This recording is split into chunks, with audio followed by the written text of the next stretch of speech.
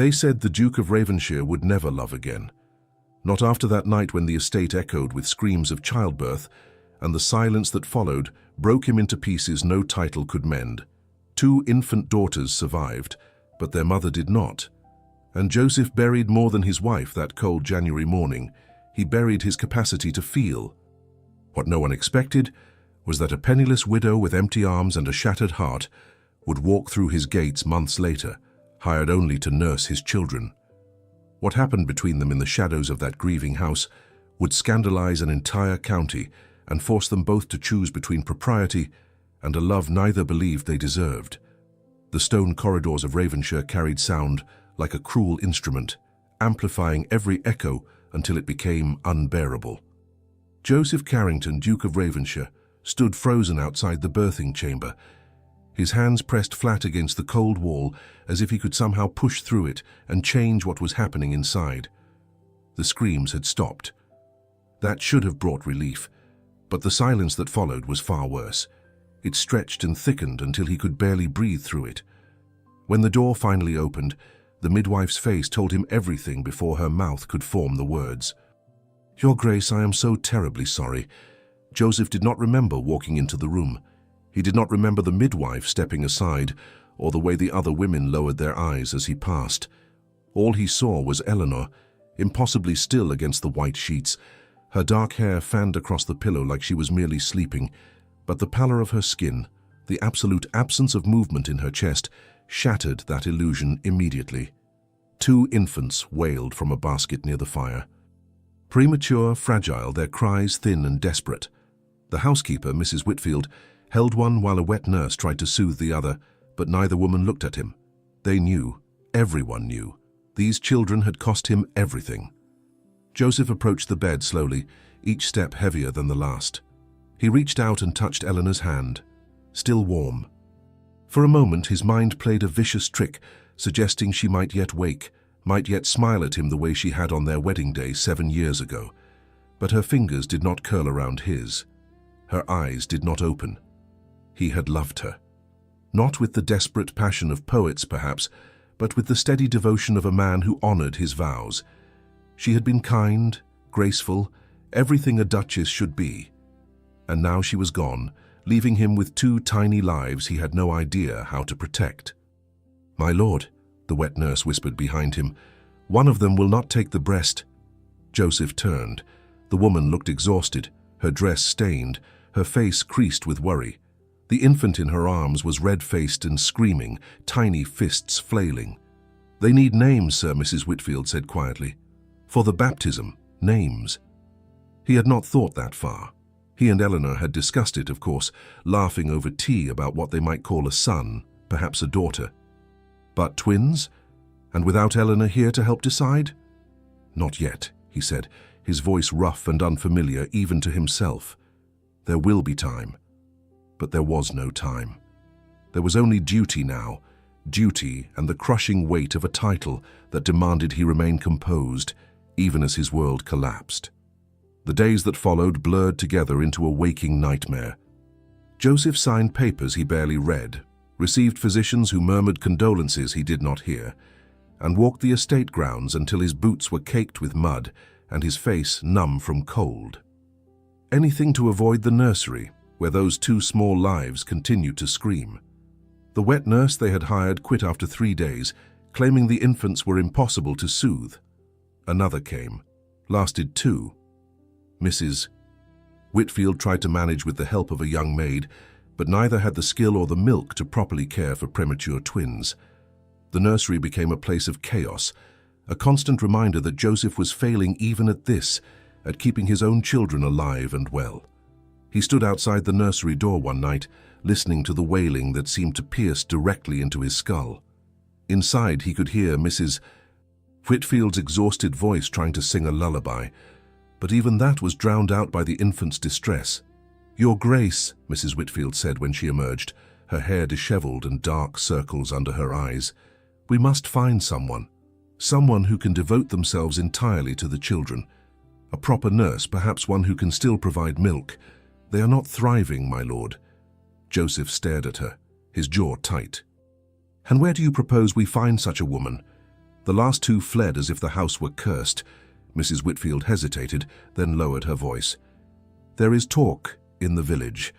A young widow, recently bereaved, lost her own child, but can still nurse. The vicar mentioned her. She is desperate for work, for purpose. The thought of bringing another person into this house, into this grief, made Joseph's stomach turn. He did not want more strangers walking these halls, more eyes watching him, more voices offering sympathy he could not accept. But the crying continued behind the door, and he knew his housekeeper was right. Without help, his daughters might not survive. "Very well," he said finally, "send word, but I will interview her myself." Mrs. Whitfield nodded, relief clear on her face. "Yes, Your Grace. I will arrange it immediately." 2 days later, Joseph sat in his study, the fire crackling but providing no warmth. He had dressed carefully that morning, choosing the black morning coat that felt like armor, his cravat tied precisely despite his shaking hands. He told himself this was simply another task, another duty to be completed. Hire the nurse, ensure the children survive, move forward. But when Mrs. Whitfield knocked and opened the door, he was not prepared for what he saw. The woman who entered was thin, almost gaunt, her simple black dress hanging loose on her frame. But it was not her poverty that struck him. It was her eyes.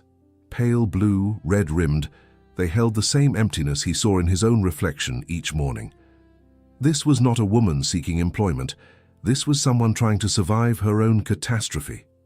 "Your Grace," Mrs. Whitfield said, "may I present Mrs. Rose Bennet?" Rose curtsied, her movements stiff and uncertain. She kept her gaze lowered, her hands clasped so tightly her knuckles were white. Joseph studied her in silence, noting the way she stood, the careful distance she maintained, the barely suppressed tremor in her shoulders. "Sit," he said, gesturing to the chair across from his desk. She hesitated, then obeyed, perching on the edge as if ready to flee at any moment. He could see the pulse beating rapidly in her throat. "Mrs. Whitfield tells me you recently lost a child," he said, his voice deliberately flat. He would not offer sympathy. He had none left to give. Rose flinched as if he had struck her. "Yes, sir. A son. He was born too soon, too small. He lived only 3 days." The words were spoken so quietly he almost did not hear them, but the pain behind them was unmistakable. "And your husband?" "Died in an accident at the mill where he worked," she said, still not meeting his eyes. 6 months ago." Joseph felt a flicker of something, irritation perhaps at the unfairness of it all, but he pushed it aside. "Life is unfair," he thought bitterly. "I am learning that lesson well enough myself.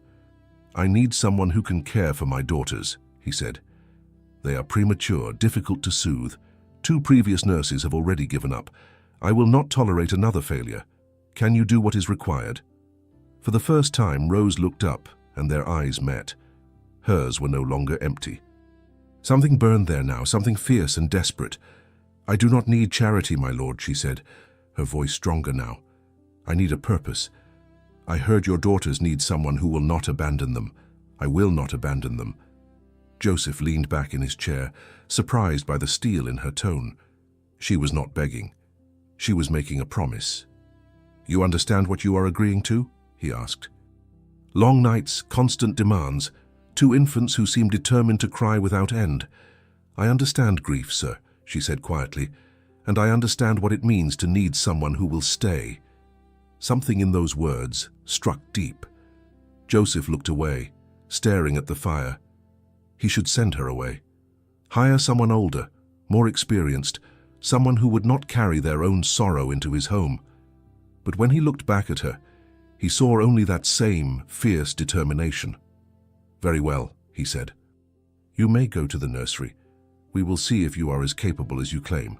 Rose followed Mrs. Whitfield up the stairs, her heart pounding so hard she feared it might burst. She had not expected the Duke to be so cold, so remote, but she had also seen the grief in his eyes, recognized it because it matched her own.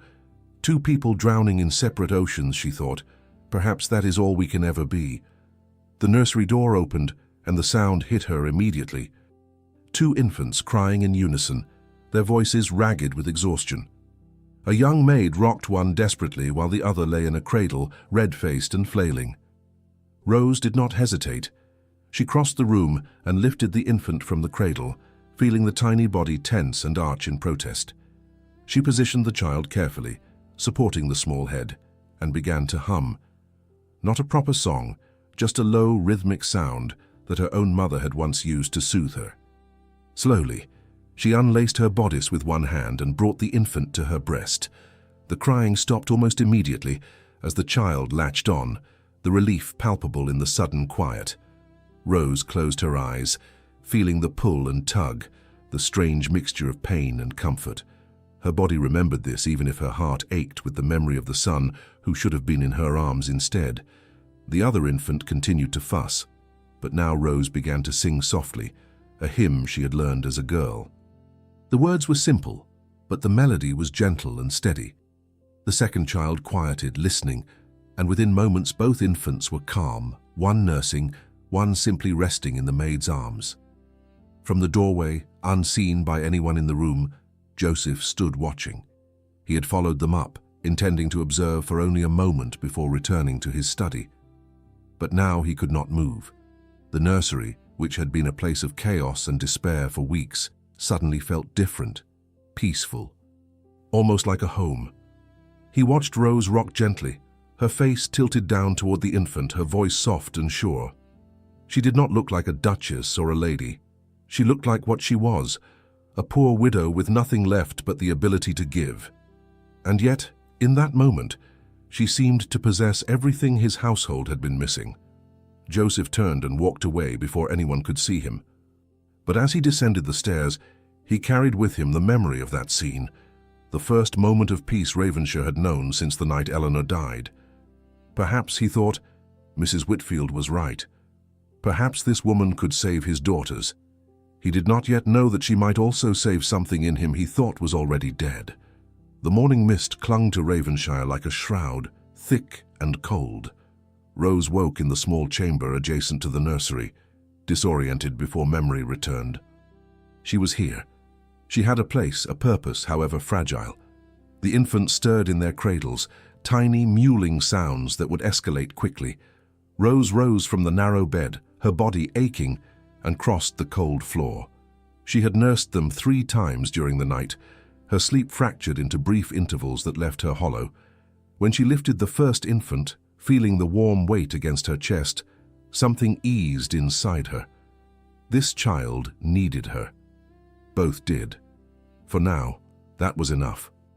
Mrs. Whitfield entered carrying tea and bread. The older woman's face softened, seeing Rose already tending the babies. "You should have called for me," Mrs. Whitfield said. "You need rest too." Rose shook her head, settling into the rocking chair. "I am well enough. They are finding a rhythm now." Mrs. Whitfield poured tea, steam rising. "His Grace has not been to the nursery since you arrived. 3 days now." Rose felt a strange pang, though she could not say why. The Duke had made it clear this was a transaction. She was hired help. What did it matter if he came or stayed away? But she remembered the way he had looked at her in his study, that flash of recognition. 2 people drowning, she had thought. She still believed it. "He grieves in his own way," Rose said quietly. "Some men cannot bear to see what they have lost reflected in what remains." Mrs. Whitfield sighed. He was not always so cold. Before the Duchess died, he was different. Stern but not cruel, not distant like this. Rose said nothing. She had known men broken by loss. Her own father had never recovered from her mother's death, had withered until nothing remained but an empty shell. She recognized the signs in the Duke, that careful control keeping everything at a distance. The second infant began to fuss. Rose handed the first to Mrs. Whitfield, taking the other to nurse. They worked in comfortable silence, only the soft suckling and fire crackling. "What will you call them?"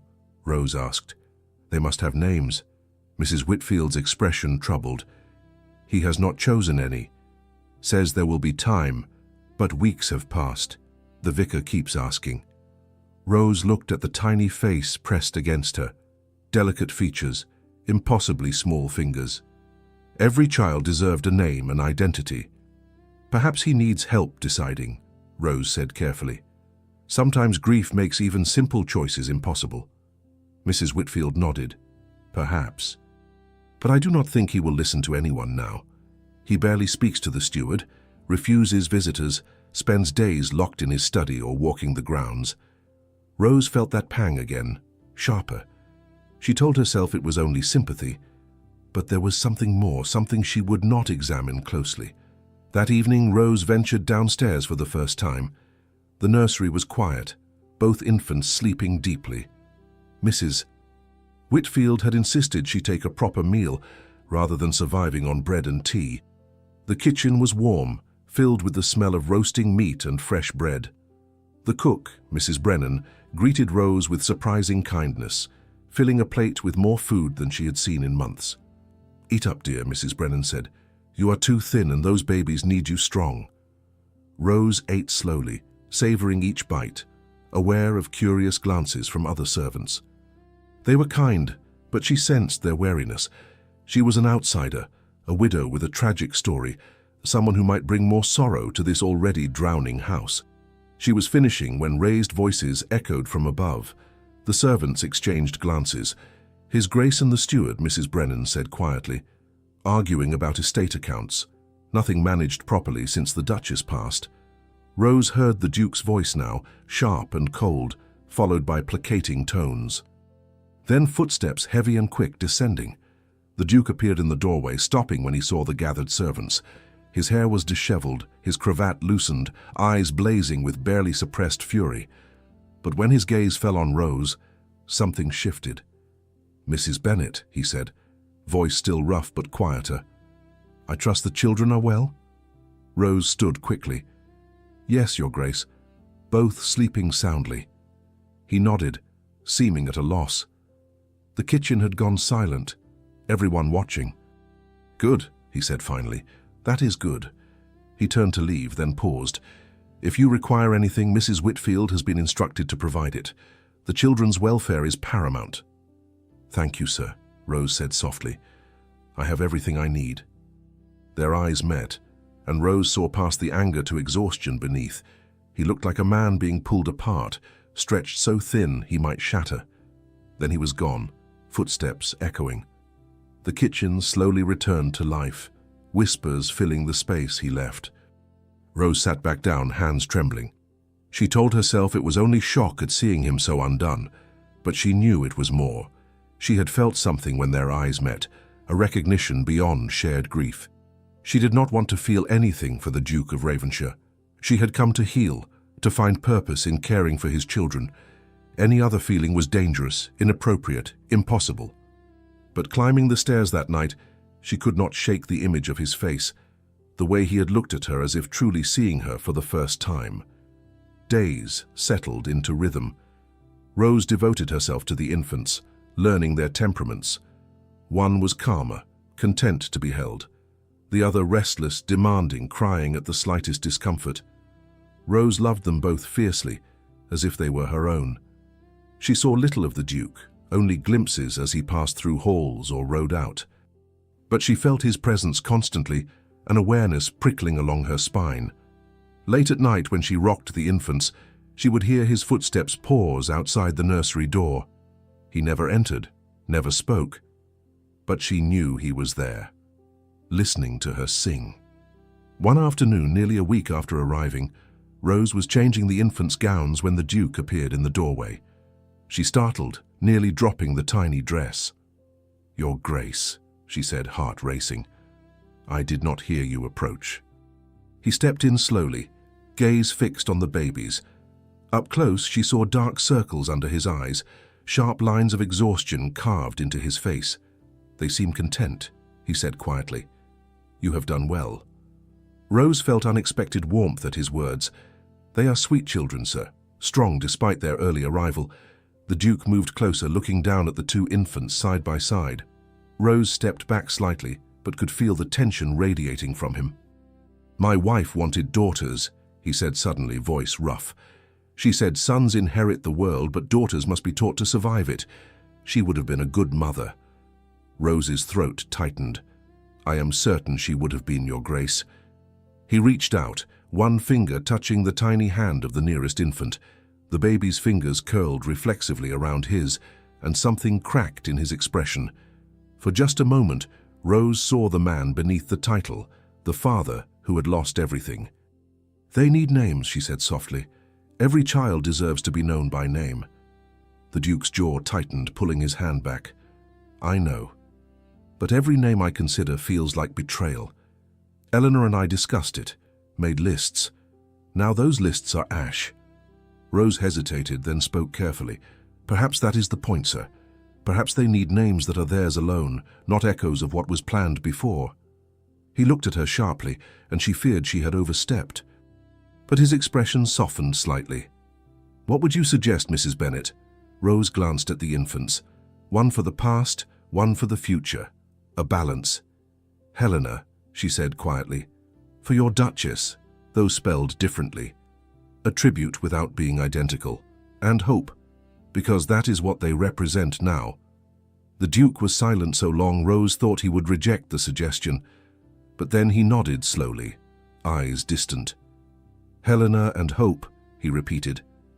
"Yes? That will do." He turned to leave, then paused at the door. "Thank you, Mrs. Bennet, for caring for them, for being here when no one else would stay." Before Rose could respond, he was gone, leaving her with the newly named infants and a strange ache in her chest that had nothing to do with grief. The weeks that followed brought a transformation to Ravenshire that no one had anticipated. The nursery, once a place of chaos and despair, became an oasis of calm under Rose's careful management. She established feeding schedules, created routines for sleep, and transformed the Stark room into something warmer with simple touches. Curtains pulled back to let in light, a vase of wildflowers on the windowsill, soft blankets folded neatly in the cradles. Helena and Hope thrived under her care. Their tiny bodies grew stronger, their cries less desperate.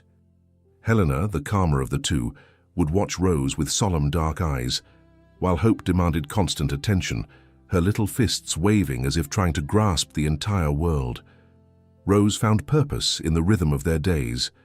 Wake before dawn, nurse the babies, change them, sing to them, walk the nursery floor when they fussed. Mrs. Whitfield helped when she could, but Rose preferred to handle most tasks herself. These children had become her lifeline, the reason she rose each morning despite the weight of her own grief. Joseph kept his distance, or tried to.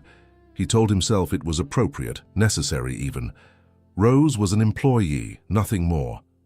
But he found himself drawn to the upper floor more often than he cared to admit, always with some excuse, checking on repairs, speaking with Mrs. Whitfield, ensuring the household ran smoothly. The truth was simpler and more dangerous. He wanted to hear Rose's voice. Late one evening, unable to sleep, Joseph climbed the stairs to the nursery wing. He had no intention of entering, only wanted to confirm that all was well. The door stood slightly ajar, firelight flickering through the gap. He paused in the corridor, listening. Rose was singing, her voice low and sweet, a lullaby he did not recognize. The words were simple, something about stars and safe harbors, but the tenderness in her tone made his chest ache. Through the crack in the door he could see her seated in the rocking chair, Hope cradled against her chest. The firelight caught the auburn glints in Rose's dark hair, illuminated the gentle curve of her cheek as she looked down at the infant. She looked like a painting, something timeless and sacred. Joseph knew he should leave. This was an intrusion, a violation of her privacy, but his feet would not move. He stood frozen, watching as she adjusted the baby's gown with careful fingers, as she pressed a kiss to the tiny forehead, as she began to rock slowly, the chair creaking a soft rhythm. "Sleep now, little one," Rose murmured. "Tomorrow will come soon enough, with all its demands. But tonight you are safe, you are loved." Something twisted inside Joseph's chest, sharp and unexpected. When had someone last spoken with such unconditional tenderness in this house? When had anyone looked upon another with such pure, uncomplicated care? He turned away before she could sense his presence, descending the stairs with his heart beating too fast. In his study, he poured brandy with shaking hands and stared into the fire until dawn, trying to understand what he was feeling and failing completely. The next morning brought an unexpected complication. Joseph was reviewing estate ledgers when Mrs. Whitfield knocked, her expression troubled. "Your Grace," she said carefully, "Mrs. Bennet's dress tore this morning. The fabric is worn through in several places. She has been mending it repeatedly, but it cannot be saved." Joseph looked up from his papers, "Then purchase new fabric and have it made up for her." Mrs. Whitfield hesitated. "Forgive me, sir, but I believe she would refuse. She is proud."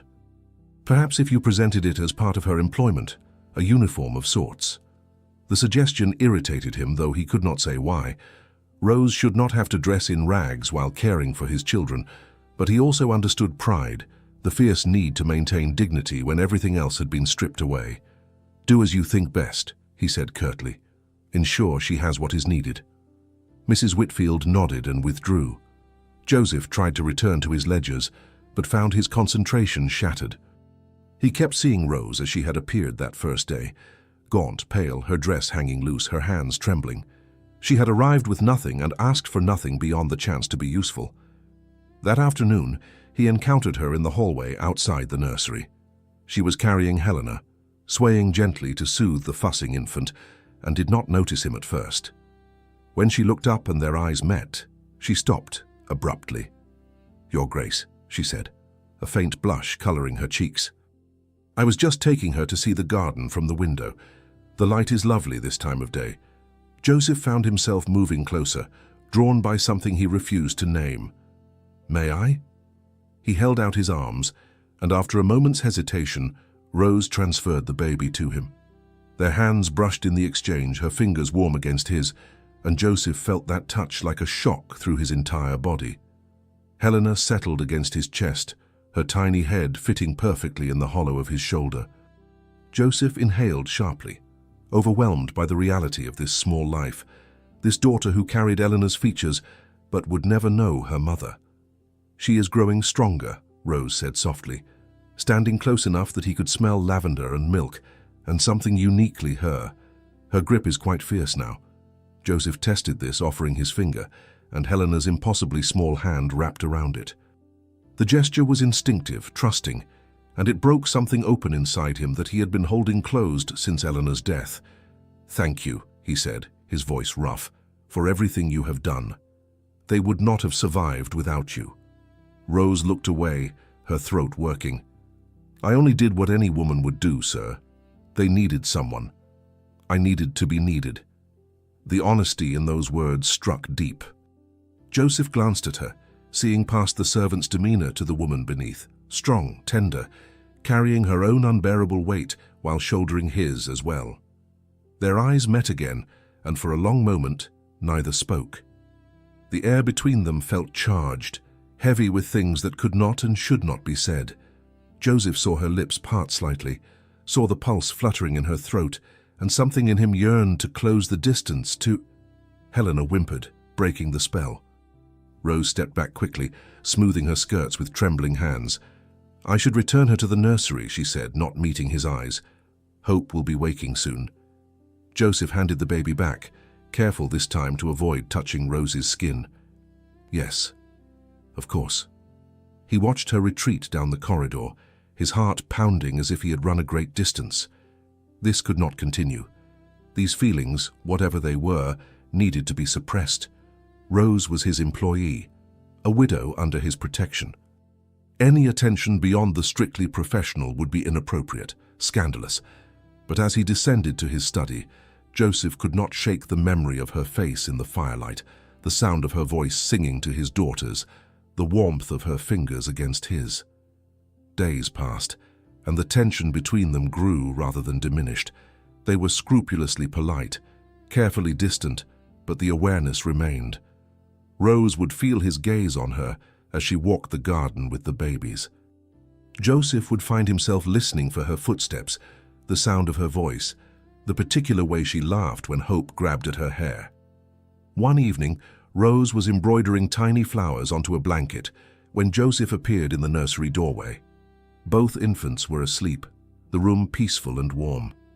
"You have a talent for this," he said quietly, gesturing to her needlework. Rose looked up, surprised.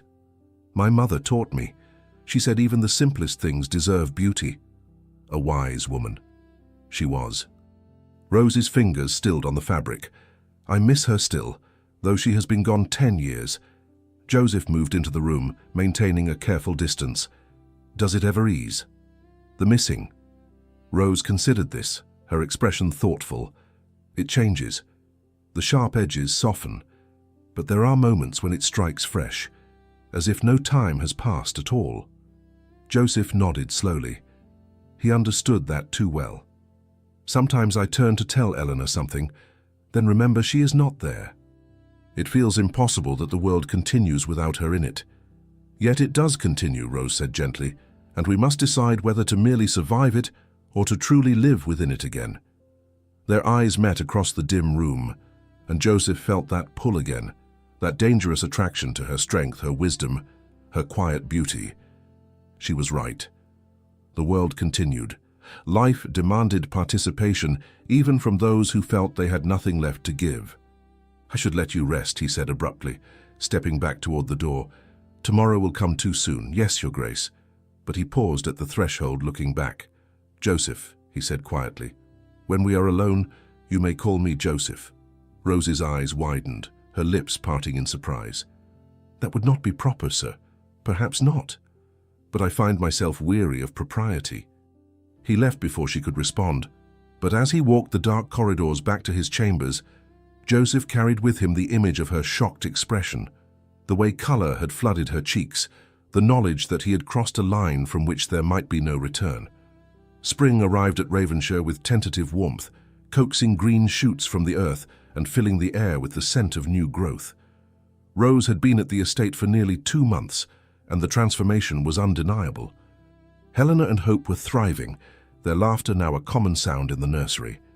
The household staff moved with lighter steps, and even Joseph seemed less burdened, though the shadows never fully left his eyes. Rose allowed herself to believe, for the first time since her husband's death, that perhaps she had found a place where she could heal. The work was demanding, but it gave her purpose. The children filled the hollow space in her arms. And Joseph? She would not let herself think too much about Joseph, about the way her heart raced when he appeared unexpectedly, about how his rare smiles seemed like gifts meant only for her, about the night he had asked her to call him by his given name, a request she had not dared to honor but could not forget. It was a quiet Tuesday afternoon when everything shattered. Rose was in the garden with Helena and Hope, both wrapped warmly against the cool breeze, when a carriage appeared on the drive. Not the elegant equipage of gentry, but something hired and rough. Her stomach tightened with inexplicable dread as 3 men descended. The first she recognized immediately, Mr. Sutton, tall, well-dressed in a way that could not quite hide his coarseness, with cold eyes and a smile that never reached them. Behind him stood 2 larger men, their purpose clear in their bearing. Rose's blood turned to ice. She clutched Hope tighter, her other hand reaching for the pram where Helena lay. "Mrs. Bennet," Mr. Sutton called out cheerfully, as if they were old friends. "What a lovely surprise to find you in such pleasant circumstances." From a window in his study, Joseph looked up at the sound of voices. He saw Rose in the garden, her face drained of color, holding Hope protectively. 3 men approached her, and even from this distance he could read the threat in their posture. He was moving before conscious thought formed, striding through the house and out the side door with controlled fury building in his chest. "Mr. Sutton," Rose was saying, her voice trembling but steady, "this is not the place." "Oh, but I think it is precisely the place," Sutton interrupted smoothly. "You see, gentlemen, our dear Mrs. Bennet seems to have forgotten about the small matter of her late husband's debts, £30 to be exact, plus interest, of course." One of the larger men moved closer, and Rose instinctively stepped back, positioning herself between him and the children. "I have no money," she said. "You know this. I am working as a nurse here. Whatever my husband owed is now your responsibility," Sutton finished. "The law is quite clear on that point.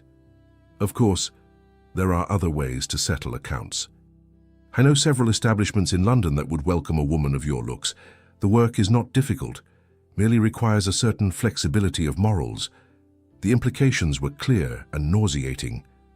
Rose felt bile rise in her throat, even as rage flooded through her. "I would rather die." Sutton shrugged. "That can also be arranged, though it seems wasteful when you could be earning." Joseph's voice cut through the spring air like a blade. "That is quite enough." All heads turned.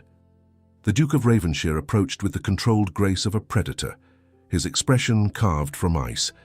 He had served as an officer in the Napoleonic Wars before inheriting his title, and every inch of that experience showed in his bearing now. "Your Grace," Sutton said, his smile widening, "I did not realize you were aware of our visit. We are simply here on a matter of business with your employee." "Then your business is with me," Joseph said coldly, positioning himself between Rose and the men. "State your claim plainly." Sutton's eyes gleamed. Mrs. Bennet's late husband accumulated debts before his untimely death, £30 initially, now grown to 45 with interest. As his widow, she inherited the obligation. "I am merely here to collect what is owed." Joseph glanced at Rose, saw her holding Hope so tightly the child began to fuss, saw the shame and terror warring in her expression. Something fierce and protective surged through him. "How long has this debt stood?" he asked, his tone dangerously quiet. 6 months, Your Grace. I have been patient, but patience has its limits. And you followed her here to collect from a nursemaid's wages?" Joseph's contempt was palpable. "How enterprising of you." Sutton's smile thinned. "I am a businessman, Your Grace, nothing personal." "Leave," Joseph commanded. "Remove yourself from my property immediately." The two larger men shifted, but Sutton held up a hand. "With respect, Your Grace, the debt remains. I will return, and next time I may bring the magistrate, or perhaps I will simply collect what I am owed in other ways. There are houses in London that would pay handsomely for—" "If you finish that sentence," Joseph interrupted, his voice dropping to something deadly, "I will personally ensure you never conduct business in England again. Do you understand me?" For the first time, Sutton looked uncertain. He studied Joseph's face and clearly saw something that gave him pause. Behind the Duke's civilized veneer was a man who had killed, who understood violence intimately, who would not hesitate to protect what he considered his. "We shall see, Your Grace," Sutton said finally, gesturing to his men. "But debts do not disappear simply because a duke finds them inconvenient." They retreated to their carriage, but Sutton's parting look at Rose was full of promise and threat. The message was clear. This was not over. As the carriage disappeared down the drive, Rose's legs gave way. She sank onto the garden bench, still clutching Hope, her entire body shaking. Joseph knelt beside her immediately, his hands hovering near her shoulders but not quite touching. "Rose," he said urgently, "are you hurt? Did they harm you?" She shook her head, unable to speak past the constriction in her throat. Helena began to cry in the pram, sensing the distress around her. "Mrs." Whitfield appeared from the house, taking both children with a knowing look that gave Rose and Joseph privacy. When they were alone, Rose finally found her voice. "I am so sorry," she whispered. "I should have told you. I should have—" "Why did you not?" Joseph demanded, but his tone was more hurt than angry. "When you came here, why did you not mention this debt?" "Because I was ashamed," Rose said, tears finally spilling over. "Because my husband was a gambler and a drunk who spent every penny we had and more. Because he left me with nothing but debts and died before I could even hate him properly for it. Because I thought if I could just disappear into service, into usefulness, they would never find me." "How much?" Joseph asked quietly. Rose looked up at him through her tears. "What? How much do you owe?" £45 now, apparently. "But I have no way to pay it." "My wages here would take years to—" "I will handle it," Joseph interrupted. Rose stared at him. "You cannot. That is too much. I cannot accept—" "You can, and you will," he said firmly, finally letting his hands rest on her shoulders. "Because I will not allow those men to return here. I will not allow them to threaten you or speak to you in such vile terms. I will not allow anyone to take you from this place." The intensity in his voice, in his eyes, made Rose's breath catch. "Why?" she whispered. "Why would you do this for me?" Joseph opened his mouth, then closed it. "Because," he began, then stopped. "Because the children need you. because you have given everything to them, to this household, because you deserve to be safe." But Rose heard what he did not say, saw it written in every line of his face. "Because I cannot bear the thought of losing you. I will pay you back," she said desperately. "Every penny. I will work for years if I must." "We will discuss terms later," Joseph said, helping her to her feet. "For now, go inside. Rest. I have business to attend to in London." He left before she could protest further, striding toward the stables with purpose in every step. Rose watched him go, her heart a confusion of gratitude, shame, and something far more dangerous. She had known Joseph Carrington was a good man despite his grief.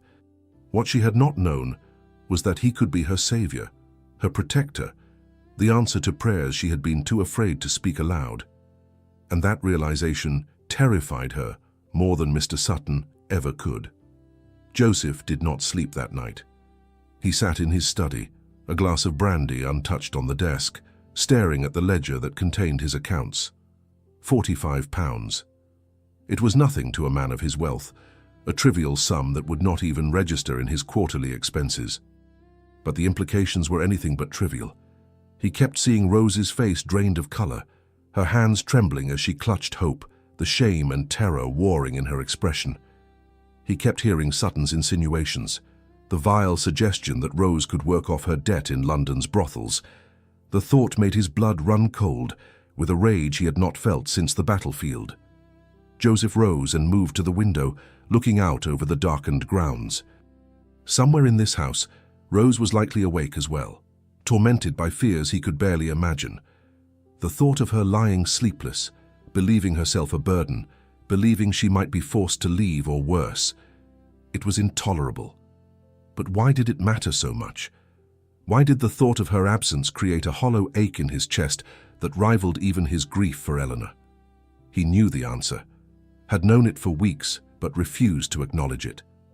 Rose had become essential to him, not merely as a nurse for his daughters, but as a presence that made the world bearable again. Her voice singing in the nursery, her rare smiles. The way she listened when he spoke, truly listened, as if his words mattered. The quiet strength she carried despite her own losses. He was falling in love with her, perhaps had already fallen. The realization should have terrified him. Instead, it clarified everything. He would go to London. He would find Sutton. And he would ensure that the man never threatened Rose again, regardless of the cost. Dawn found Joseph dressed for travel, his valet securing the last of his bags. Mrs. Whitfield appeared in the doorway, concern etched on her face. "Your Grace, is this truly necessary?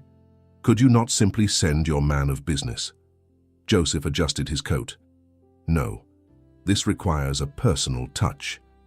He found Rose in the nursery, dark circles under her eyes, confirming his suspicion that she had not slept.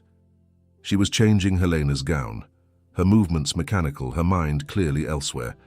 "Mrs. Bennet," he said from the doorway. She startled, nearly dropping the tiny dress. "Your Grace, I did not hear you. I am departing for London," he said, keeping his tone neutral. "Business matters that require my attention. I expect to return within 3 days." Rose's face grew even paler. "Please, you must not do this on my account. I will find another way to—" "There is no other way," Joseph interrupted gently. "And this is not a discussion. It is simply what will be done.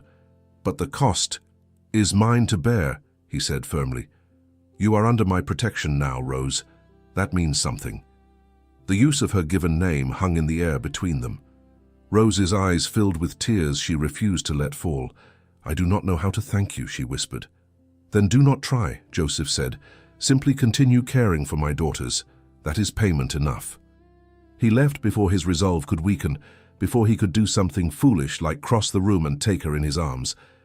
London greeted Joseph with its usual chaos, the noise, the crowds, the thick air heavy with coal smoke. He went directly to his townhouse, changed into evening clothes and set out to find information.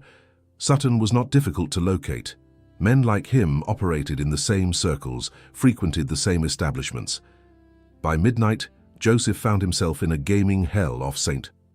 James, the air thick with cigar smoke and desperation. Sutton sat at a card table, winning more than he should, his pile of coins suggesting cheating or extraordinary luck. Joseph watched from the shadows until the hand concluded, then approached. "Mr. Sutton," he said quietly. "A word, if you please." Sutton looked up, his expression shifting from surprise to calculation.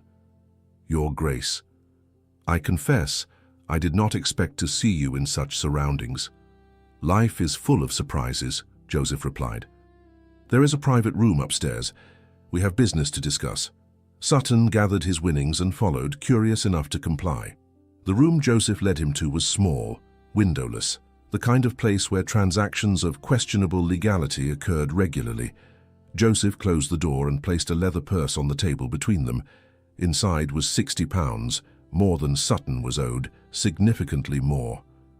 "Consider Mrs. Bennet's debt paid in full," Joseph said. "With interest and compensation for your trouble." Sutton picked up the purse, weighing it, his eyes gleaming. "That is generous, Your Grace, though I wonder why a duke concerns himself so deeply with a servant's debts." "That is none of your concern," Joseph said coldly. "What is your concern is this. You will never approach Mrs. Bennet again. You will strike her name from your books. You will forget she exists." Sutton smiled slowly. "And if I do not?" Joseph leaned forward, his voice dropping to something deadly soft. "I have connections in London and beyond. I know magistrates, lords, members of Parliament. I also know men of less respectable occupations, men who handle problems discreetly when asked by someone with sufficient resources." He let the implications hang in the air before continuing. "Your business operates in legal grey areas, Mr. Sutton. A few well-placed words could see you investigated for usury, fraud, perhaps even extortion. Your assets could be seized, your reputation destroyed. Or, if legal means prove too slow, there are other solutions. I spent years as an officer in His Majesty's army. I understand how men like you operate, and I know how to stop them." For the first time, Sutton's confidence wavered. "You are threatening me, Your Grace?" "I am making you a generous offer," Joseph corrected. £60 to walk away and never think of Rose Bennet again. Or we can explore the alternative, which I assure you will be far less pleasant for you." The silence stretched. Finally, Sutton pocketed the purse and stood. "You have made your point, Your Grace. The debt is satisfied. I have no further business with Mrs. Bennet." "See that you remember that," Joseph said. "Because if I hear you have approached her, spoken to her, or even thought too long in her direction, our next conversation will not be so civil." Sutton nodded once and left quickly, as if the room had grown too hot. Joseph remained, his hands shaking slightly now that it was done. He had just threatened a man, implied violence, used his position and wealth as weapons. The old Joseph, the one who existed before Eleanor's death, might have been shocked. But as he walked out into the London night, all Joseph felt was satisfaction. Rose was safe. That was all that mattered. He returned to Ravenshire 2 days later, travel-worn and exhausted. It was late afternoon when his carriage pulled up to the entrance. Mrs. Whitfield met him in the hall, relief clear on her face. "Welcome home, Your Grace. All has been well in your absence." "And Mrs. Bennet?" Joseph asked, trying to sound casual. "In the garden with the children, Mrs." Whitfield said, a knowing look in her eyes. "She has been anxious for your return." Joseph found them near the rose garden, still weeks from blooming, but showing green promise. Rose sat on a blanket, hope in her lap, while Helena attempted to crawl across the grass with determined concentration. Rose looked up as his shadow fell across them, her expression transforming from worry to relief to something more complex he could not name. "Your Grace," she said, starting to rise. "Please do not," Joseph said, settling onto the blanket beside her. "Propriety be damned. I have been sitting in carriages for 2 days. The grass is preferable." Hope reached for him immediately, and he took her, marveling as always at how much she had grown. Helena abandoned her crawling to demand attention as well, and soon he was surrounded by infants and chaos and something that felt dangerously close to happiness.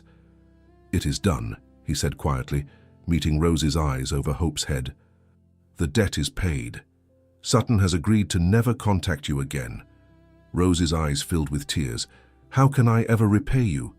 "You cannot," Joseph said simply, "and I do not want you to try. Just stay. Care for my daughters. Be here." What he meant was be here for me. But he could not say that aloud. Not yet. Perhaps not ever. But Rose heard it anyway. She reached across the blanket, her fingers brushing his, a touch that lasted only seconds but felt like a promise. "I will," she whispered. "For as long as you need me." Always, Joseph thought but did not say. "I will need you always. If this story has touched something in your heart, I would be grateful if you would subscribe to this channel. And tell me, what would you have done in Rose's place when Sutton appeared? Would you have asked for help or tried to handle it alone? Leave your thoughts below. The weeks following Joseph's return from London brought a subtle but unmistakable change to Ravenshire. The house that had been shrouded in mourning for so long began to breathe differently, as if the very walls sensed that life was returning to its corridors. Rose noticed it first in small things. The maids hummed as they worked. Mrs. Whitfield smiled more often. Even the grey stone of the estate seemed warmer somehow, catching the spring sunlight and holding it. But the most profound change was in Joseph himself. He no longer avoided the nursery. In fact, he visited daily, sometimes multiple times, always with some excuse, checking on repairs that did not need checking, bringing books he thought Rose might enjoy, asking questions about the children's progress that he clearly already knew the answers to. Rose understood what he was really doing. He was learning how to be a father to Helena and Hope. And perhaps, though neither of them dared speak it aloud, he was learning how to feel again. One morning, Rose was bathing the twins in the nursery when Joseph appeared in the doorway. Helena squealed with delight at the sight of him, splashing water everywhere. Hope, always more reserved, watched him with solemn, dark eyes. "They seem to enjoy their bath," Joseph observed, moving closer. "Helena does," Rose said with a laugh, wiping water from her face. "Hope merely tolerates it with great dignity." "She sounds like her father," Joseph said, then seemed surprised by his own words. "That is, I know what you meant," Rose said gently, lifting Helena from the basin and wrapping her in a warm towel. "And you are right. She has your temperament, I think. Serious, thoughtful. And Helena?" Rose smiled, drying the squirming infant. "Helena has your wife's joy. Mrs. Whitfield showed me a portrait. The resemblance is remarkable." Something passed across Joseph's face, but it was not the sharp pain Rose had grown accustomed to seeing when Eleanor was mentioned. Instead, it was softer, touched with something like peace. "Would you like to hold her?" Rose asked, offering the towel-wrapped bundle. Joseph took Helena carefully, and the infant immediately grabbed at his cravat, gurgling happily. He laughed, a sound Rose had rarely heard, and the warmth of it seemed to fill the entire room. "She has no respect for ducal dignity," he said. "Children never do," Rose replied, lifting Hope from the bath. "That is part of their charm." They worked together in comfortable silence, dressing the twins in fresh gowns, Rose guiding Joseph's clumsy fingers through buttons and ties. Their hands brushed repeatedly, each touch sending small shocks through Rose's system that she tried desperately to ignore. When both children were dressed and content, Joseph lingered rather than making his usual quick exit. "Rose," he said carefully, "there is something I have been wanting to discuss." Her heart jumped. "Yes, Your Grace?" "Joseph," he corrected, as he always did now when they were alone. "We discussed names before, Helena and Hope, but they should be baptized properly, with full names. I thought perhaps you might help me choose." Rose felt her throat tighten with unexpected emotion. "That is an honor I'm not certain I deserve, sir."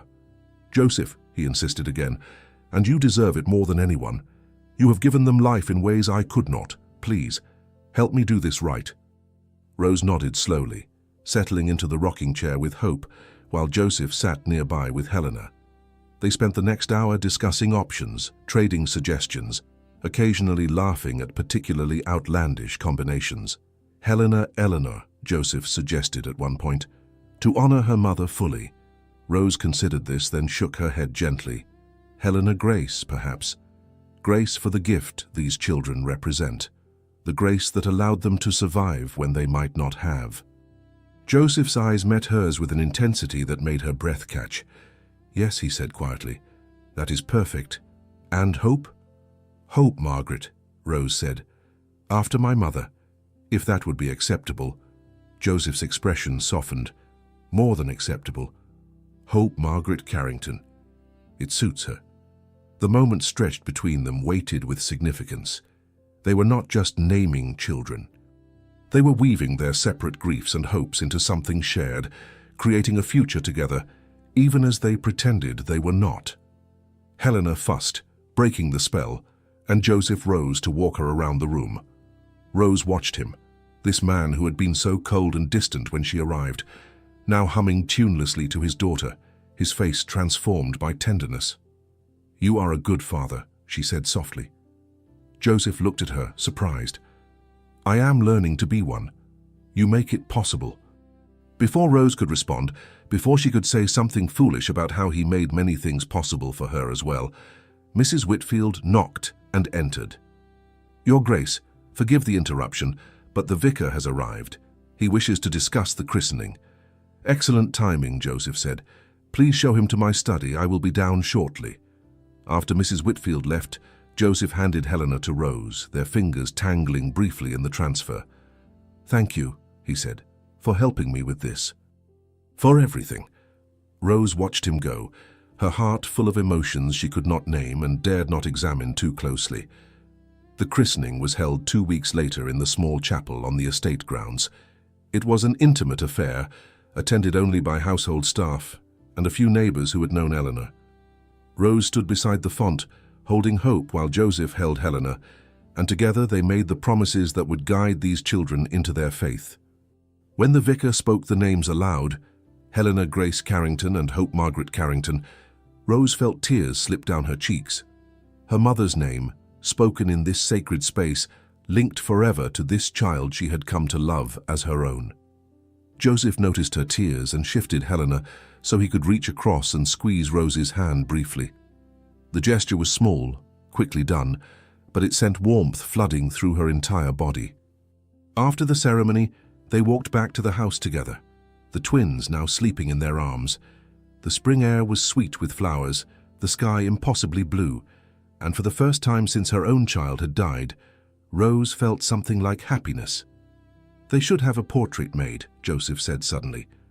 "All 4 of us, to commemorate the christening." Rose stopped walking. "Your Grace, that would not be appropriate. I am merely nothing," Joseph interrupted firmly. "You are the woman who saved my daughter's lives, the woman who brought light back to this house. Your place in their history is secure, Rose. Let it be recorded." The way he said her name, with such warmth and conviction, made her dizzy. She nodded, not trusting her voice. They reached the house to find Mrs. Whitfield had prepared a small celebration, cakes and tea in the drawing room, with streamers that Helena would have loved. The staff gathered to offer congratulations, and for a brief moment, Ravenshire felt like a true home again. That evening, after the children were asleep, Rose stood at the nursery window, watching the sun set over the gardens. She heard Joseph's footsteps behind her but did not turn.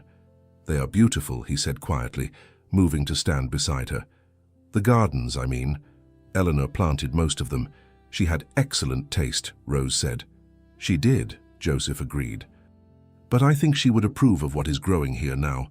Not just flowers, but hope. Actual hope, not just the child's name." Rose finally turned to look at him.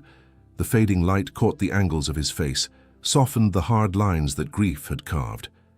He was handsome, she realized with a start, not in the conventional way, but in the way of men who had survived difficult things and emerged still capable of kindness. "Joseph," she said, using his name deliberately for the first time. "What are we doing?" He understood what she was really asking. "I do not know," he admitted, "but I know I do not want it to stop." His hand found hers in the shadows, their fingers intertwining. It was not quite a promise and not quite a beginning, but it was something neither of them could deny any longer. Below in the garden, the roses Eleanor had planted were beginning to bud, preparing to bloom in colors she would never see. But life, Rose thought, had a way of continuing despite loss. New flowers would grow. New love could take root in soil that had known grief, and perhaps, just perhaps, that was not a betrayal, but a blessing. Summer arrived at Ravenshire with languid warmth, transforming the estate into something almost dreamlike. The gardens exploded with colour. The twins grew stronger and more curious with each passing day, and the connection between Joseph and Rose deepened into something neither could pretend to ignore any longer. They had fallen into patterns of intimacy that would have scandalized anyone who noticed. Joseph now took breakfast in the nursery rather than the formal dining room. Rose joined him for evening walks through the gardens after the children slept. They spoke of everything and nothing: books, childhood memories, dreams they had once held, and those they were only beginning to imagine again. But the outside world was not blind to these changes. It began with whispers in the village. The butcher's wife mentioned to the baker that the Duke seemed remarkably attached to his children's nurse. The baker told the seamstress, who told Lady Augusta Pemberton during a fitting. And Lady Augusta, a woman who considered herself the moral compass of the county, decided something must be done.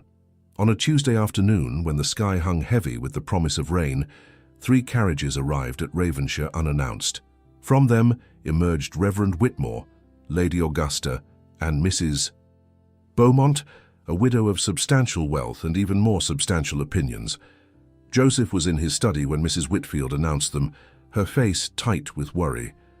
"Your Grace, they insist on speaking with you immediately. They say it is a matter of grave importance."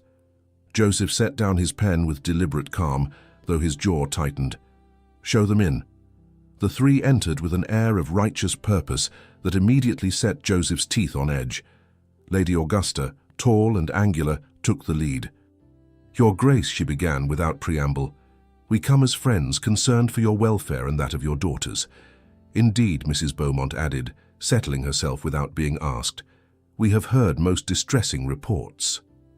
Joseph leaned back in his chair, his expression carefully neutral. What reports would those be?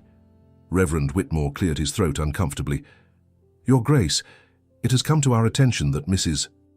Bennet, your children's nurse, resides in your home without proper chaperonage or oversight. A young widow living under your roof, caring for your children in such intimate circumstances." "She is their nurse," Joseph interrupted coldly.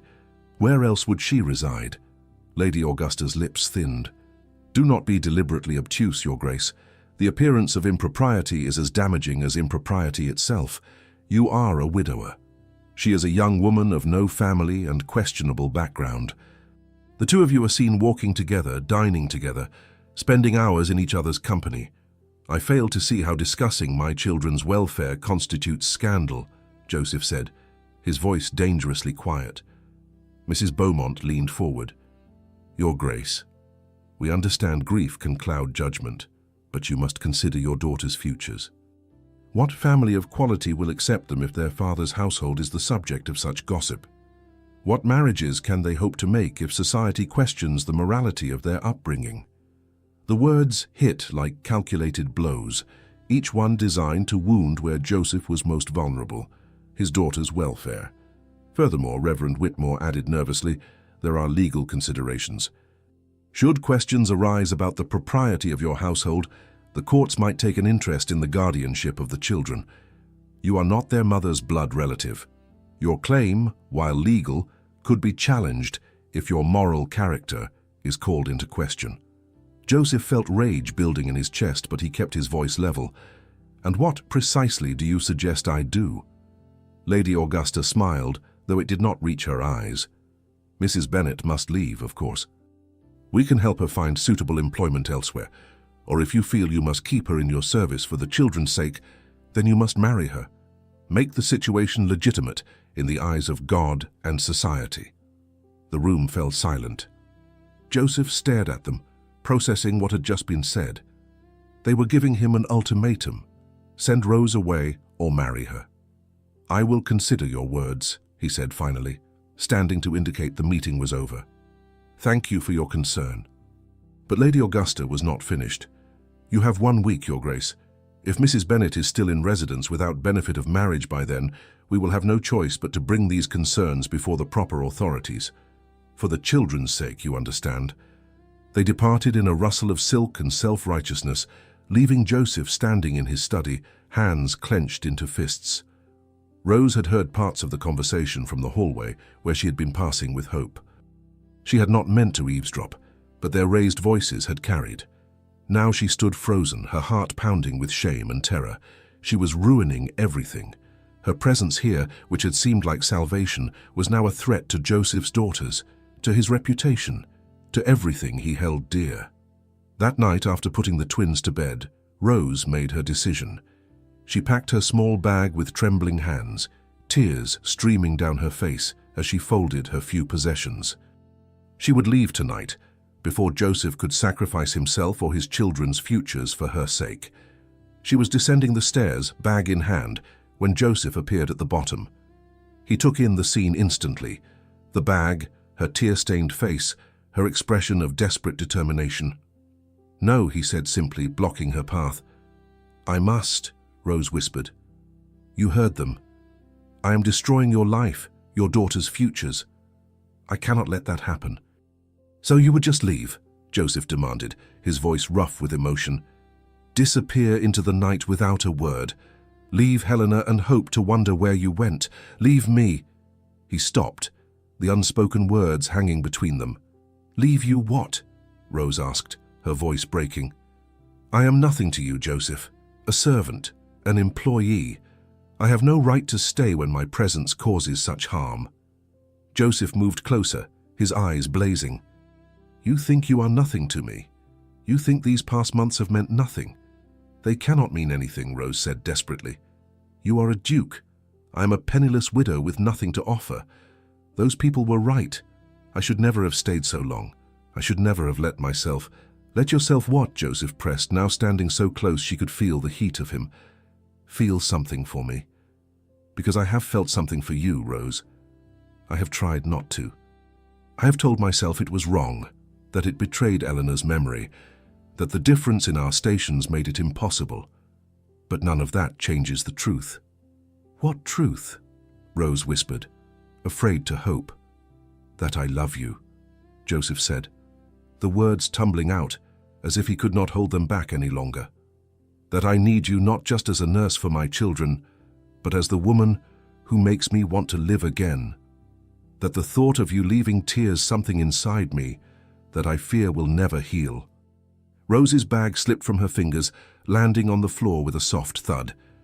"Joseph," she breathed, "we cannot. Society will never—" "Society can burn for all I care," he said fiercely. "But if you leave, if you walk out that door, then they win. They take from me the one thing that has brought me back to life."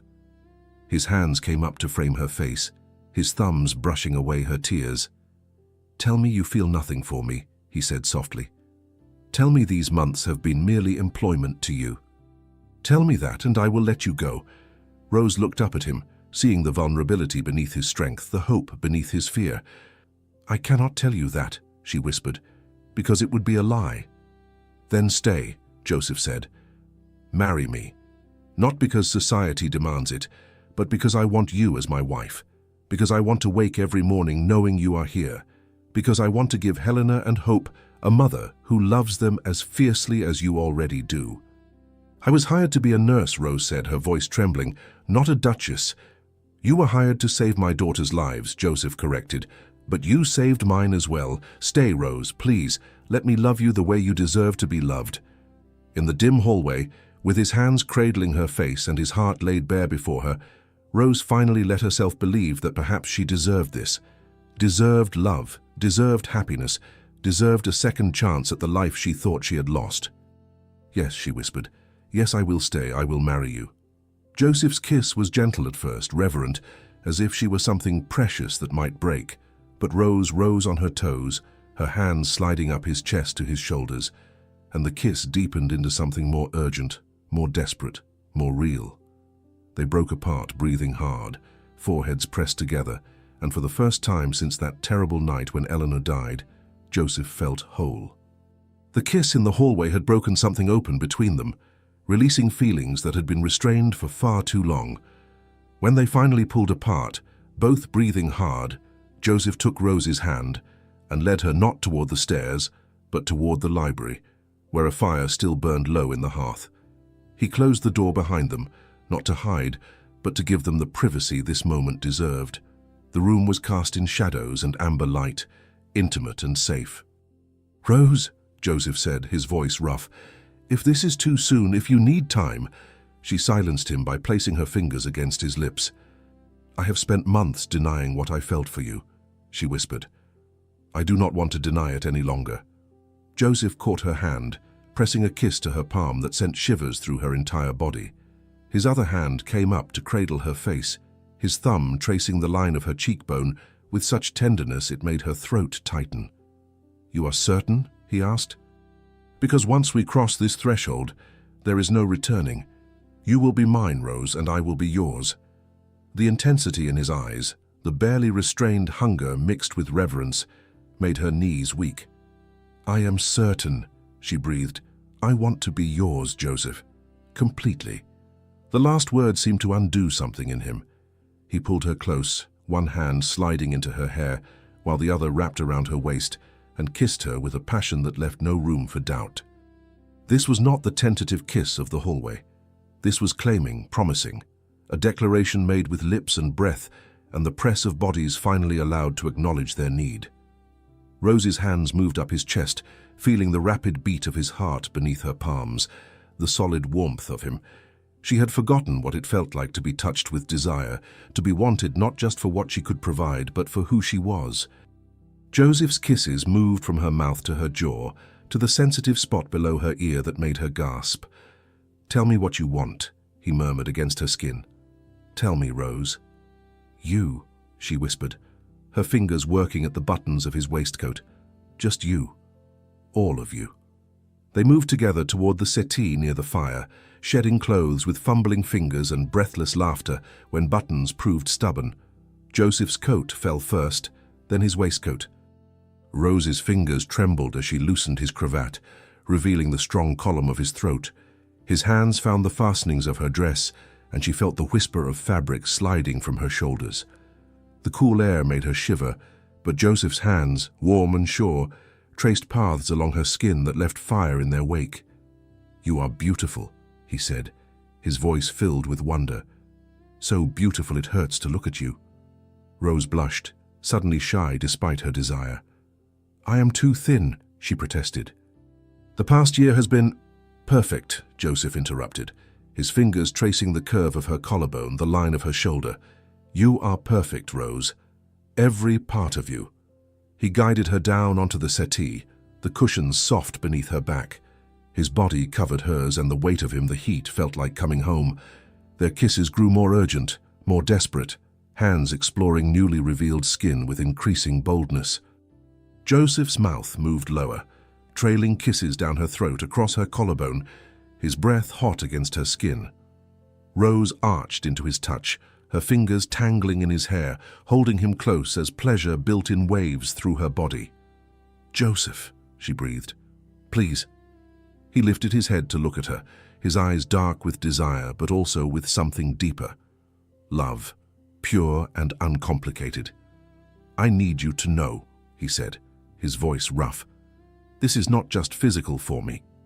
When I take you as mine, it is forever. Body and soul, Rose. Forever." Tears pricked her eyes at the intensity of his words. "Forever," she agreed. "I am yours, Joseph, now and always." What followed was a slow revelation of intimacy, a dance of give and take as they learned each other's bodies, each other's pleasures. Joseph was gentle but insistent, his touches both reverent and demanding. Rose met his passion with her own, no longer the hesitant widow, but a woman claiming her right to desire, to be desired. The fire crackled beside them as their bodies moved together, finding rhythm, finding connection. Rose felt the last walls around her heart crumble as Joseph whispered her name like a prayer. As his hands and mouth learned every curve and hollow of her body, as pleasure built between them in waves that grew stronger and stronger. "I love you," Joseph murmured against her skin, his voice breaking with emotion. "God help me, I love you so much." "I love you too," Rose gasped, her body arching against his. "Joseph, I—" The words dissolved into breathless sounds as pleasure crested and broke over them both. Joseph buried his face in her neck, his body shuddering, and Rose held him close, her own release washing through her in waves that seemed endless. In the aftermath, they lay tangled together on the settee, hearts gradually slowing, breathing evening out. Joseph pulled a blanket from the back of the furniture and wrapped it around them both, gathering Rose against his chest. She nestled into him, feeling the steady beat of his heart beneath her cheek, the rise and fall of his breathing. His fingers traced lazy patterns on her shoulder, and she had never felt safer, more cherished, more perfectly where she belonged. "I should be scandalized by my own behavior," Rose said softly, a smile in her voice. "A proper lady would be." Joseph pressed a kiss to the top of her head. "Then, I am grateful you are not a proper lady. You are something far better. You are mine." "And you are mine," Rose replied, tilting her head up to look at him. "No matter what society says, no matter what obstacles come, I will not let you go, Joseph Carrington." "Good," he said, capturing her lips in a tender kiss. "Because I have no intention of being let go." They stayed that way for a long time, wrapped in firelight and each other, speaking in whispers about the future they would build together, about how they would marry quickly, quietly, before anyone could object, about how they would raise Helena and Hope together as true parents, about the life they would create from the ashes of their grief. When the fire finally burned low and the night grew cold, Joseph carried Rose upstairs, not to her small chamber near the nursery, but to his own rooms, to the bed he had shared with Eleanor, but which would now become theirs. As they slipped beneath the covers, bodies intertwining once more, Rose felt the last shadow of guilt lift from her shoulders. This was not betrayal. This was healing. This was love in all its messy, complicated, beautiful reality. Joseph made love to her again in the darkness, slower this time, sweeter, each touch a promise written on skin. And when they finally slept, wrapped in each other's arms, both dreamed of sunlight and children's laughter and a future that, against all odds, they had found together. Outside, dawn was beginning to break over Ravenshire, painting the sky in shades of pink and gold. A new day, a new beginning, and two hearts, once broken, now beating as one. Morning light filtered through the curtains of Joseph's chambers, casting golden patterns across the bed, where Rose lay nestled against his chest. She woke slowly, awareness returning in pieces. The warmth of his body beside hers, the steady rhythm of his breathing, the unfamiliar luxury of silk sheets against her skin. For a moment, panic fluttered in her chest. What had they done? But then Joseph's arm tightened around her waist, and he pressed a kiss to her shoulder, and the panic dissolved into certainty. This was right. This was exactly where she belonged. "Good morning," he murmured, his voice still rough with sleep. "Do you regret it?"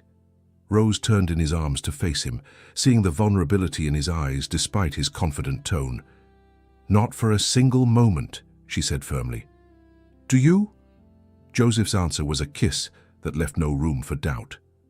When they finally broke apart, both smiling, the morning felt full of promise rather than complications. But complications arrived nonetheless.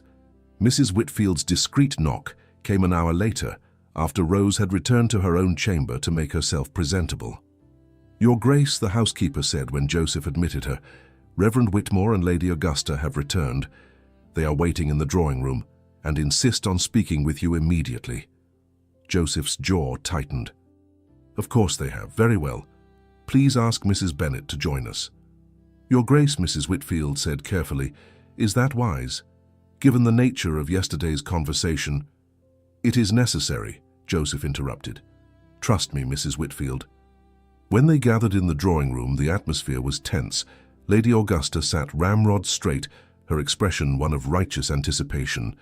Reverend Whitmore looked uncomfortable but determined. Mrs. Beaumont had returned as well, her sharp eyes missing nothing as Rose entered, and took a seat beside Joseph rather than standing submissively by the door. "Your Grace," Lady Augusta began, "we have come for your answer. Has Mrs. Bennet been dismissed from your service?" "No," Joseph said calmly, "she has not." Lady Augusta's eyes gleamed with triumph. "Then you leave us no choice but to—" "I am not finished," Joseph interrupted, his voice carrying the authority of generations of nobility. "Mrs. Bennet has not been dismissed because she is no longer in my employ. As of this morning, she has accepted my proposal of marriage." The silence that followed was absolute. Lady Augusta's mouth opened and closed without sound. Mrs. Beaumont looked genuinely shocked. Only Reverend Whitmore seemed unsurprised and perhaps even relieved. "That is," Rose began nervously, "if the Reverend would be willing to perform the ceremony today." "Today?" Lady Augusta finally found her voice. "Impossible. The banns must be read, arrangements made, proper notices given." Or Joseph said smoothly, "A special license can be obtained, which I secured yesterday while in London." He produced the document from his pocket. "I anticipated that marriage might become necessary, though I confess my reasons have evolved considerably since then." He looked at Rose as he said this, and the warmth in his gaze made her blush. What had begun as a practical solution to society's demands had become something infinitely more precious. "Your Grace," Reverend Whitmore said carefully, "if you are certain this is what you wish, I would be honored to perform the ceremony today, if that is your desire." "It is," Joseph confirmed. "In the estate chapel this afternoon. You are all, of course, invited to attend, as witnesses to the legitimacy of the union you were so concerned about." Lady Augusta looked as if she had bitten into something sour.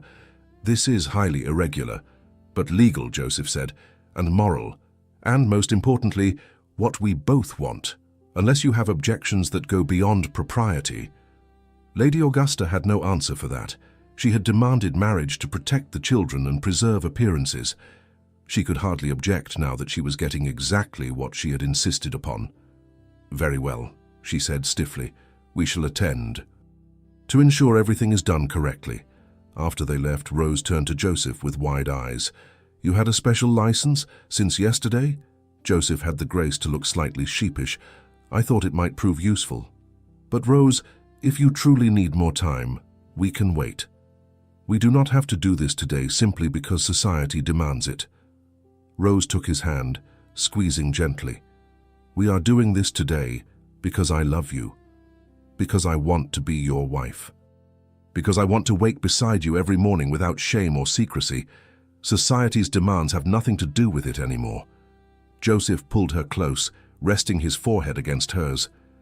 "How did I become so fortunate?" "I ask myself the same question," Rose whispered, "every single day." The wedding took place at 4 o'clock that afternoon in the small stone chapel on the Ravenshire grounds. Mrs. Whitfield had worked miracles in the few hours available, gathering wildflowers for the altar, pressing Rose's best dress, ensuring everything was as proper as time allowed. Rose wore a simple gown of pale blue, not white as she was a widow remarrying, but Mrs. Whitfield had woven white roses into her hair, and she carried a small bouquet of the same. She looked beautiful, nervous, and radiantly happy. Joseph waited at the altar in his finest black coat, the one Eleanor had chosen for formal occasions. He had considered changing it, but Mrs. Whitfield had gently suggested that Eleanor would have wanted him to wear it, to carry her blessing into this new chapter. When Rose entered the chapel on Mrs. Whitfield's arm, having no father or family to give her away, Joseph's breath caught. She was not just beautiful, she was his future, walking toward him with trust and love shining in her eyes. The ceremony was simple but profound. Reverend Whitmore spoke of second chances, of God's grace in bringing light from darkness, of the holy union between two souls who had known loss and chosen love anyway. "Joseph Carrington, Duke of Ravenshire," the Reverend intoned, "do you take Rose Margaret Bennet to be your lawfully wedded wife, to have and to hold from this day forward, for better or worse, for richer or poorer, in sickness and in health, to love and to cherish till death do you part?" "I do," Joseph said, his voice strong and sure, his eyes never leaving Rose's face. "Rose Margaret Bennet, do you take Joseph Carrington, Duke of Ravenshire, to be your lawfully wedded husband, to have and to hold from this day forward, for better or worse, for richer or poorer, in sickness and in health, to love and to cherish, Till death do you part." "I do," Rose whispered, tears streaming down her face. "I do. Then by the power vested in me, I now pronounce you husband and wife. Your Grace, you may kiss your bride." Joseph stepped forward, cupping Rose's face in his hands with infinite tenderness. This kiss was different from those they had shared in passion the night before. This was a promise made before God and witnesses, a public claiming, a beginning. When they turned to face the small assembly, Rose was now the Duchess of Ravenshire. Lady Augusta looked as if she had swallowed vinegar. Mrs. Beaumont seemed torn between disapproval and reluctant approval. But Mrs. Whitfield was beaming, and several maids dabbed at their eyes. The most important witnesses, however, were not in the chapel. Upstairs in the nursery, Helena and Hope slept peacefully, unaware that they now had a mother again. But they would know. Rose would make certain they knew they were loved, wanted, cherished. The wedding breakfast was modest but joyful. The staff had prepared their finest dishes, and toasts were offered, some sincere, others perfunctory. But Joseph and Rose barely noticed. They only had eyes for each other, hands clasped beneath the table, already counting the moments until they could be alone again. As evening fell and the guests finally departed, Joseph led Rose up the grand staircase, but first they stopped at the nursery. Together they stood over the sleeping twins, watching the gentle rise and fall of tiny chests. "They have a mother now," Joseph said softly. "A real mother." "They always did," Rose replied, her hand finding his, "from the moment I held them. But now it is official." They kissed there in the doorway, silhouetted by candlelight, two people who had been broken finding wholeness in each other. Below them, Ravenshire settled into night, but it was no longer a house of mourning. It was a home filled with love, with possibility, with the kind of future neither of them had dared to hope for. And in the master chambers, as Joseph carried his bride across the threshold and into their new life together, both of them understood that this was not an ending, but a beginning. The best kind of beginning, one built on honesty, sacrifice, and the courage to love again despite everything that had been lost. Spring turned to summer, and summer began its slow fade toward autumn. Ravenshire transformed under Rose's gentle influence, becoming not just a grand estate, but a true home. The corridors that had once echoed with grief now rang with children's laughter. The gardens flourished under her care, and the staff moved with lighter steps, no longer walking on eggshells around a duke consumed by sorrow. Joseph had changed as well. The hard lines of grief that had carved themselves into his face softened. He smiled more, laughed readily, and most remarkably, he allowed himself to be happy without guilt. Eleanor's portrait still hung in the main hall, and fresh flowers were placed beneath it each week. But it was no longer a shrine to the past, simply a respectful acknowledgement of what had been. Rose had worried, in those early weeks of marriage, that she would always be compared to the Duchess who had come before.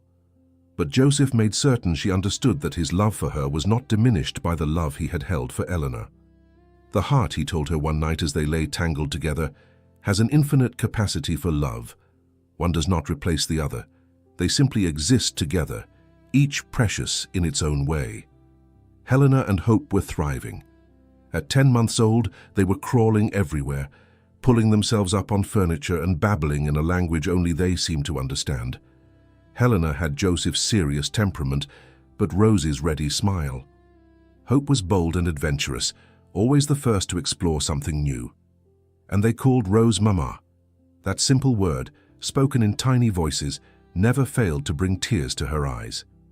On a golden afternoon in early autumn, Rose knelt in the garden, her hands deep in rich soil, planting sunflowers along the stone pathway that led to the chapel where she and Joseph had married. She wore a simple dress, her hair loosely braided, completely unbothered by the dirt beneath her fingernails or the smudge of earth on her cheek. Joseph found her there, the twins playing on a blanket nearby under Mrs. Whitfield's watchful eye. He stood for a moment, simply observing, his wife, his daughters, the peace that had finally settled over his life like a benediction. "Sunflowers?" he asked, kneeling beside her. "Any particular reason?" Rose sat back on her heels, wiping her forehead with the back of her hand and likely adding more dirt. "Because they are resilient," she said. They survive storms, turn toward the light no matter what darkness surrounds them. They reminded me of us, of how we found each other in the middle of our grief and chose to turn toward hope instead of remaining in shadow. Joseph felt his throat tighten with emotion. "You have a poet's soul, Mrs. Carrington." Rose smiled at the name she still sometimes forgot was hers. "Duchess," she corrected playfully. "You married me, Your Grace. Now you are stuck with my poetry and my gardening and my terrible singing." "Your singing is not terrible," Joseph protested. "The girls love it." "The girls are not discerning critics," Rose laughed, "but I am grateful for their loyalty."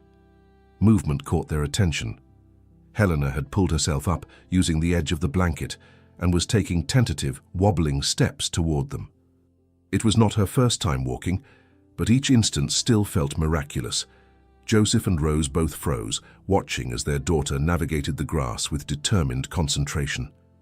"Mama," Helena said clearly, reaching Rose and falling into her arms. "Papa." Joseph gathered them both close, and Hope, not wanting to be left out, crawled over to join the embrace. For a moment, they were a tangle of arms and laughter, and pure, uncomplicated joy. Later, after the children had been fed and bathed and sung to sleep, Joseph and Rose walked the garden together, as was their custom. The sunflowers she had planted would not bloom until next spring, but Rose described them so vividly, tall golden faces tracking the sun, seeds that would feed birds through winter, beauty emerging from patient waiting. "Do you ever regret it?" Joseph asked suddenly. "Marrying me, I mean." "Taking on not just a husband, but 2 children and an entire estate and a title you never asked for." Rose stopped walking, turning to face him in the twilight. "Every single day," she said solemnly. His face fell for just a moment before she smiled. "Every day I regret that I did not meet you sooner, that we did not have more time, that Helena and Hope will not remember the woman who gave them life, though we will make certain they know her story." She reached up to cup his face, her thumb tracing the line of his jaw. "But do I regret loving you, marrying you, becoming mother to your children?" "Not for 1 second, Joseph, not even for a heartbeat." Joseph pulled her close, breathing in the scent of her hair, lavender and sunshine and earth. "I did not think I would ever feel whole again," he said quietly. "After Eleanor died, after I held those screaming infants and felt nothing but despair, I thought that was my future. Duty without joy. Existence without life. And now," Rose prompted, though she knew the answer. "Now I understand that healing is not betrayal," Joseph said, "that loving you does not diminish what I felt for Eleanor, that it is possible to honor the past while embracing the future. You taught me that, Rose, you and our daughters, Rose repeated, savoring the words. "Yes, ours." They kissed there in the garden, surrounded by the ghosts of what had been and the promise of what was yet to come. Above them, stars began to emerge in the darkening sky. Inside the house, their children slept safely, and for the first time in longer than either could remember, the future felt not like something to be endured, but something to be celebrated. As they walked back toward the house, Rose paused to look up at the nursery windows, where soft candlelight glowed. "When I first came here," she said softly, "I was so broken, I did not think I would ever feel human again. I thought I would spend the rest of my life going through motions, caring for other people's children because I had lost my own. I never imagined I could have this, love, family, home. But you do have it," Joseph said firmly. "You have us, and we have you. That is the miracle, Rose. Not that we survived our grief, but that we found each other within it." They entered the house together, hand in hand, and the door closed behind them on a home that had been rebuilt from sorrow into something beautiful. The next morning, Helena and Hope would wake demanding breakfast and attention. The estate would require management. Society would continue with its judgments and expectations. But none of that mattered as much as this. 2 people who had been hired to fulfill one role and discovered they were meant for so much more. Rose had been hired only to be a nanny, but she had become a mother, a wife, a duchess, and most importantly, the woman who taught a grieving duke that his heart could beat again. That love lost did not mean love was impossible, that from the deepest darkness, if one had the courage to reach toward it, light could still emerge. And in the garden, the sunflower seeds waited patiently in the earth, ready to push toward the sun when spring returned. Just as Rose had, just as Joseph had, just as anyone who has known grief and chosen, despite everything, to love again. Sometimes the greatest love stories are about two broken souls finding shelter in each other's arms. Rose and Joseph discovered that healing is not linear, that honoring the past does not mean abandoning the future, and that the person hired to care for your children might end up healing your wounded heart. Their journey reminds us it is never too late for a second chance, that love can bloom even in the coldest winter, and that the most profound transformations begin with the smallest acts of courage. If this story touched your heart, I would be honored if you would leave a like. It helps others discover these tales of hope. Please subscribe for more stories that celebrate the resilience of the human spirit. And tell me, where in the world are you listening? Share your location in the comments. Thank you for allowing me to share Rose and Joseph's journey with you. Until next time, may you always turn toward the light.